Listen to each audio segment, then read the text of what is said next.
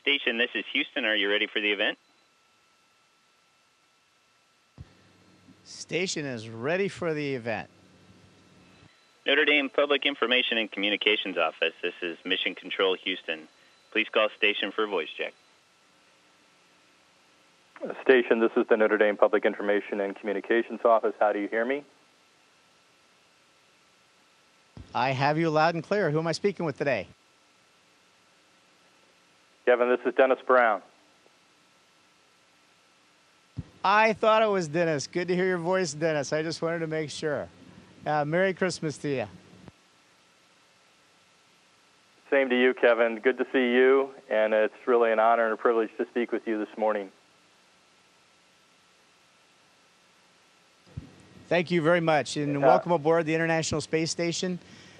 We had a great Christmas yesterday, and we're well rested, and I've been looking forward to this event since I saw it on the schedule about 4 or 5 days ago. So welcome aboard, Dennis, and welcome aboard to all the Notre Dame community. Great to have you on board International Space Station. Thanks very much.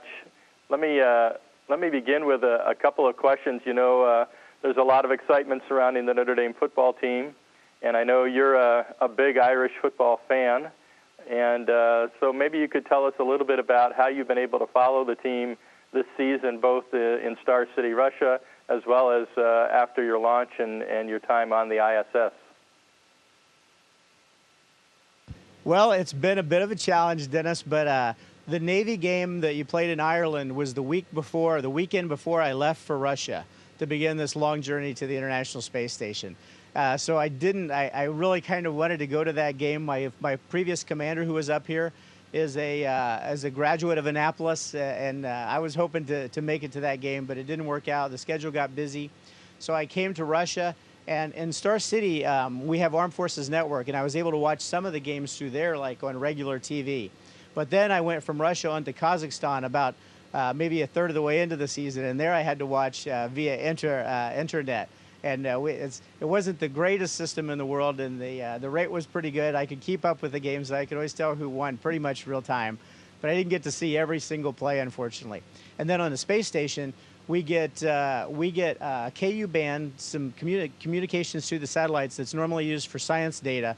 But on the weekends, if it's free, they'll let us get a little bit of a TV up through a net meeting application. So I've been able to watch it. And we do have gaps in coverage, so sometimes you miss some of the critical parts and you have to come back and get an update on the score. But I've been able to follow the team and see a lot of plays. And I've got some pictures of me in front of a screen with Notre Dame football players on the laptop in the International Space Station to send you at some point. Oh, that's great to hear. Any impressions on the season? I'm sure you've been excited to watch it. Very excited to watch it. There were some nail-biters in there, and there were some late nights for me. The West Coast games that start in the evening start about 1 a.m. here on board the space station, so I was up in the middle of the night and had to do some recovering on Sunday. The season's been fantastic. I thought about you a lot. I know you're involved in all aspects of what's going on at the university, but of course when the football team is having a special season like that, you must be very busy, very proud. Obviously very proud of the team and the whole university, the way they've handled it, and looking forward to the big game in Miami against Alabama. I asked Houston for a little bit of slack on the morning following the big game so I can catch most of it during the middle of the night and still function well the next day on Space Station. But the team's played great. Obviously, the defense is very special, and the offense is just really clicking, and I am looking forward to a great game on the 7th of January. You'll have the highest view of the game, a bird's eye view, so to speak. And any words of encouragement for Coach Kelly and the team as they prepare for Alabama? I think he knows how to motivate those players. You know, a big part of motivation is just absolutely doing your best every day. I don't know if you can see it, Dennis. My son and daughter are Notre Dame grads, as you might remember, too, and my daughter made me a sign that says, "Explore like a champion today." I have it above the airlock here that goes out into some of our working modules, and it's good motivation for me to put my hand on there and tap it once in a while as I go to work every day, to remember that every day is very important, and And you only have so many opportunities in life, and you need to give it your best every day. That's what we do on the space station. This is a once-in-a-lifetime opportunity for me, and we give it our all. And I know the players will give it their all too on the big day, just like they have all season.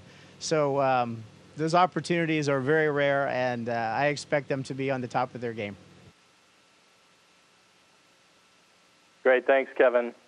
What about your role here on the space station? You're the commander now, and can you tell us a little bit about your responsibilities in that role and kind of what the day-to-day life is like? Well, day-to-day, we have 6 members on board, 3 cosmonauts and 3 U.S. segment crew members. We have 1 Canadian on board, Chris Hadfield. Another U.S. astronaut, Tom Marshburn, just arrived to join me. And day-to-day, we are all busy with the technical details. I do the same technical work that they do, and we all 3 do science, essentially, for those people on the ground who really have great ideas to explore up here. And we're just the hands-on, if you will. We get the racks set up. We can put the experiment devices inside, take care of all those kinds of things to get the science done. A big part of running a space station, though, too, is day-to-day operations and maintenance on the various things we need to live on board. So about half of our time is split with science and half with maintenance.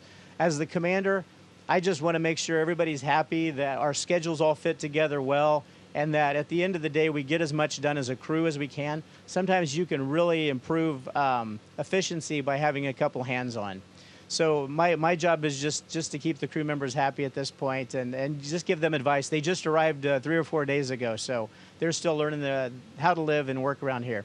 And then, of course, in some kind of off-nominal situations, emergencies, we have possibilities of depressurization events or a fire on board or something like that. Then my role is to make sure I communicate very well with the ground and get a very organized plan, make sure all the crew members are safe. And we leave by Soyuz if we need to. We make decisions that are wise at the time. So I have some time I spend just kind of thinking through those kinds of things as the commander and take the lead role if I need to in those situations. The guys that I have on board, though, are outstanding. They're commander quality people themselves too. So we're all ready to do what's required day to day, in the nominal situations or off nominal. Sorry about the long answer, Dennis. No problem. Thanks, Kevin. And anything you can share with us concerning your experiences at Notre Dame and how they prepared you for your career, both as a military pilot and now certainly on board the space station? Well, the big thing that stands out, Dennis, is that the education you get at Notre Dame is a general education to take you out into the world, really. And even though my major at Notre Dame was in aerospace engineering and it was fantastic technical education, we have classes in such a broad brush, the liberal arts as well. And it's amazing to me now that I'm out here doing, this is a liberal arts kind of thing I'm doing right now, communicating, if you will. I took a Russian class at Notre Dame. Never in my wildest dreams did I think I would fly someday in a Russian spacecraft with 2 cosmonauts speaking only Russian. And I took that course in the library at Notre Dame. Many other courses that I took there just prepared me to think outside the box, I think, just a little bit. And that's what you guys do at Notre Dame, is provide a great general education along with a fantastic technical education. So I think about that so often throughout the days that I spend on board here and just back in NASA as well. Well, Kevin, we're all very proud of you and wish you the very best. I know you've got another 3 months, I think, on board, and we wish you the best, safe travels, and thanks very much for taking the time to speak with us this morning. Okay, well, you're very welcome, Dennis. I had a lot of Notre Dame garb. If I'd had some time, I was going to call you and ask you what I should wear. I decided to go with my Expedition 34. I kind of wear this every morning because it's kind of cool, but on space station. But I do have plenty of garb. I got a Play Like a Champion Today T-shirt on board. I wear that underneath a lot, and so it's been great talking to you. I do have a few more months up here. And I'm going to come up and see you all when I get home and tell you about the experience and catch up with you as well. So best of luck to the team. It's going to be a fantastic game, and can't wait to see it. Great. Thanks very much, Kevin. You're welcome, Dennis.